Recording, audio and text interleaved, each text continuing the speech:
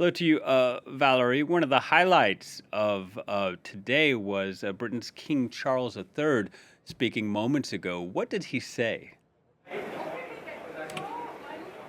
Well, he gave a speech that was hopeful, but also it was a striking call for action. He said he prayed COP28 would become a turning point. He also talked about alarming tipping points being reached, referring to flooding in Pakistan and Bangladesh, scorching heat in the northern hemisphere.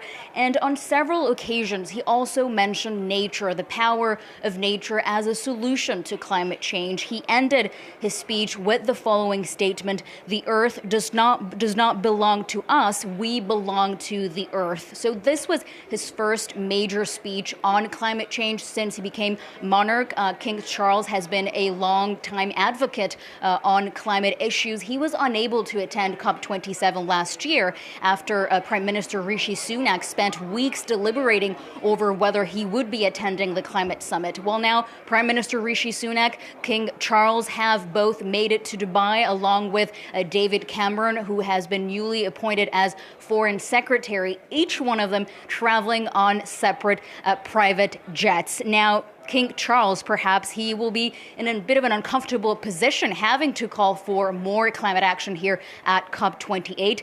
While the United Kingdom has come under fire for backtracking on previous climate commitments, we know Rishi Sunak, he recently vowed to max out the UK's oil and gas capabilities, giving the green light to new drilling projects in the North Sea. The government has also delayed a ban on oil cars to 2035. So Rishi Sunak expected to address the COP plenary later this afternoon and perhaps address some of his critics who say that the UK can no longer be a credible climate ally. And COP28 really beginning in earnest today, Valerie. What else is on the agenda?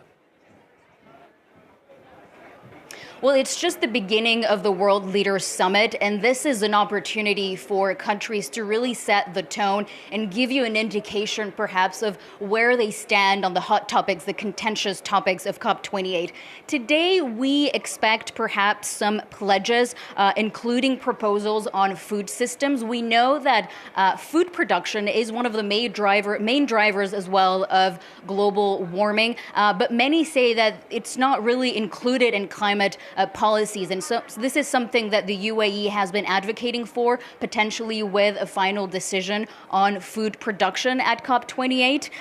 Much of the next 10 days will also revolve around discussions on what we call the global stocktake. So essentially, how far have we come since the Paris Agreement on meeting the goals of the Paris Agreement of limiting global warming to 1.5 degrees Celsius, and how far do we still need to go in order to get to that goal? Central to that stocktake will be the political response of leaders. Now that we have it, now that we know that we're not cutting emissions fast enough, what will be the political response from leaders? This will take the form of a final decision by the end of this COP. And what's difficult is that countries have different positions on what exactly should be in this final stocktake. Developed nations, they want to be more forward-looking and see what exactly needs to be done in the next 7 years in order to turn things around, knowing that we have just 7 years to reduce greenhouse gas emissions by 50%. Developing nations, on the other hand, they want to perhaps look more backwards and see the stocktake as a moment of accountability and say where exactly have developed nations failed and how can they be held accountable. All right, Valerie, thank you very much. Valérie Dekimpe reporting from Dubai.